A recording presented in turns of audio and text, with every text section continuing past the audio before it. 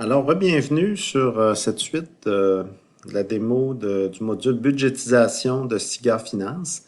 On se rend compte qu'on est au même point que tout à l'heure avant l'arrêt du vidéo. Euh, nos deux années qui sont créées, en fait, j'ai le même total de revenus, de dépenses, le même bénéfice des deux années. Le solde de trésorerie est en augmentation, donc c'est positif. D'un autre côté, on aurait pu faire rembourser la marge de crédit d'une année à l'autre, ce que l'on n'a pas fait.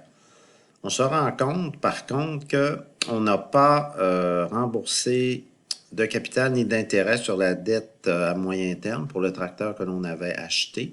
C'est ce que l'on va faire immédiatement. Si on ouvre justement les dettes à moyen terme, on a encore nos deux années 2020-2021. On va commencer par entrer. Attends un peu, j'ai toujours d'affaires qui ouvrent. On va entrer l'année 2020 pour commencer en cliquant sur les petits crochets. Ces petits crochets-là, on se rend compte qu'on a dans la ligne du bas ici, notre 75 000 qui a été emprunté, qui est une entrée d'argent. Bon, il faudra maintenant faire des sorties d'argent pour rembourser ce prêt-là. On va aller faire un calcul à partir du logiciel SIGA avec outils, calcul financier. J'ai déjà entré certaines petites choses dans le module de calcul financier. Donc, si vous vous souvenez, ce qu'on voulait, c'est remboursement capital et intérêt sur un emprunt de 75 000. On va rembourser ça, dans notre exemple, sur 8 ans à 5 ça, c'est l'intérêt nominal annuel que la banque nous demande pour ce type de prêt, pour cet exemple. On veut obtenir donc le résultat du versement capital et intérêt avec des versements qui sont mensuels. On pourrait choisir d'être bi-hebdomadaire ou bimensuel souvent. Là, à chaque 2 semaines, c'est assez fréquent qu'on demande ça également. Ou hebdomadaire. Bon, mais là, dans notre cas, c'est mensuel. Versement qui va être fait en fin de période et capitalisation faite par la banque pour le calcul des intérêts de façon mensuelle. Notre prêt débute le 1er avril 2020. Fin de l'exercice, ça dépend de chaque entreprise. Dans notre cas, c'était décembre. 75 000 à 5 il faut recopier toutes les infos du haut, qui est la description de l'emprunt. Ce n'est qu'en fait que le titre de l'emprunt. Donc, il faut recopier toutes les infos. Durée de l'emprunt en mois, 96 mois. On va aller voir le détail du résultat de tout ça. On se rend compte dans cet écran-là que à partir du 1er mai 2020, on va commencer à rembourser un montant de 949,69. De ce montant, il y aura 636,84 de capital. L'intérêt est calculé également.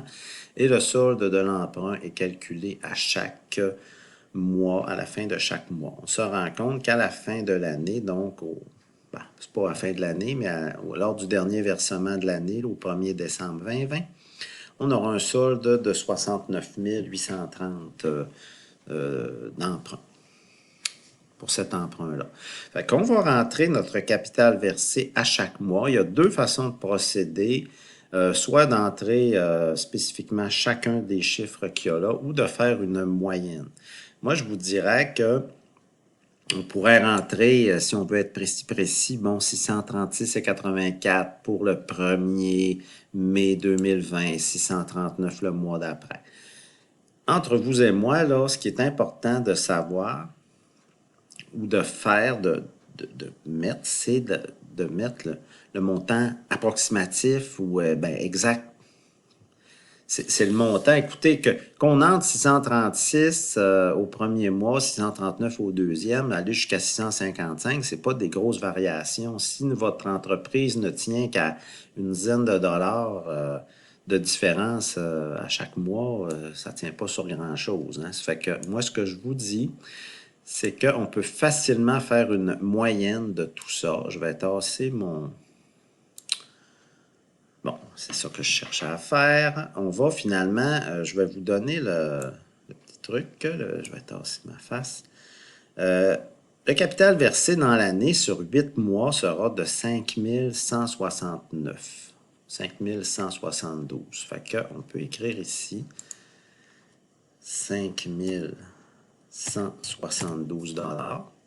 Et ça, c'est sur 8 mois. Fait qu'on divise par 8 dans la cellule directement. Ça nous fait une moyenne de 647 $, n'est-ce pas? Ce 647 $-là, si vous vous souvenez, on est capable de le recopier. On a 1, 2, 3, 4, 5, 6, 7 cellules à recopier vers la droite. Puis là, je me rends compte que j'ai oublié mon signe négatif parce que mon solde de prêt à la fin de l'année est de 8 000 80 000. Il faut que le solde soit plus faible, on rembourse du capital. Fait qu'il faut mettre un signe négatif. On va refaire notre plus. En fait, il n'y aurait pas de problème à mettre plus 11, ça ne recopiera pas, ça arrête à la fin de la ligne. Fait qu'on a 647 à chaque mois, ce qui nous fait un solde de fin à 69 824. 69 830. Bon, c'est certain qu'il nous manquerait quelques dollars. On pourrait mettre un mois moins 650. Ah non! 21. Ben non, c'est ça, on était correct. C'est parce que c'est encore mieux de payer un petit peu plus qu'un petit peu moins. Fait qu'on va mettre ça, moins 647, c'est parfait. Notre solde de prêt est un petit peu plus bas, si vous voyez, que notre solde calculé très précisément par SIGA. On se rend compte que notre prêt, c'est tout à fait logique comme on l'a marqué ici. On va aller maintenant rentrer l'intérêt. Il faut rentrer pour un total d'environ 310 par mois. Mais on peut le faire précisément, le calcul. Dans l'année, on va rembourser 2427,80. On va arrondir ça à 2428. 2428 $. Et ça, c'est pour 8 mois, si vous vous souvenez. On va donc diviser par 8. Ça fait 304 $. On va recopier à droite. Vous voyez, je fais plus 11 parce que ça ne peut pas faire plus que ce qu'il y a comme colonne. Ce qui nous fait un total d'intérêt de 2432. 2427, on a un petit peu plus d'intérêt. Ça nous donne une marge de manœuvre supplémentaire. Avant de quitter, on va faire sauver ça parce que des fois, ça ne sauve pas comme on veut. On se rend compte que notre dette est quand même ajustée de façon intéressante de ce côté-là. Qu'est-ce qu'on a d'autre à noter? Faudrait peut-être aller faire notre remboursement pour l'année 2021 maintenant. On va aller faire ça. Pour 2021, on va aller ouvrir notre cellule. On se rend compte ici que notre dette, c'est comme si on n'en avait pas, mais au fond, elle est rentrée de l'année précédente. Fait que quand même qu'il n'y a rien d'écrit, ça ne veut pas dire que notre dette n'est pas existante. Au contraire, il faut quand même la rembourser. Fait qu'on va aller voir dans notre année, on devrait rembourser en 2021 combien. On se rend compte que notre capital, c'est cette colonne ici, à partir de 658, on va rembourser 8085 $. C'est 8085. Et là, c'est pour 12 mois. Ça nous fait 674 par mois. Encore une fois, j'ai oublié mon signe négatif. C'est pas naturel, on dirait. Hein? Plus 11. On se rend compte que notre capital remboursé sera de 8088. C'est presque le même montant que tout à l'heure. On a maintenant de l'intérêt remboursé pour 3312. 3312 divisé par 12 mois. 276.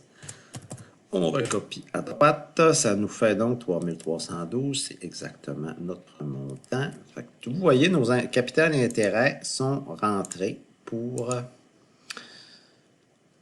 2021 et 2020.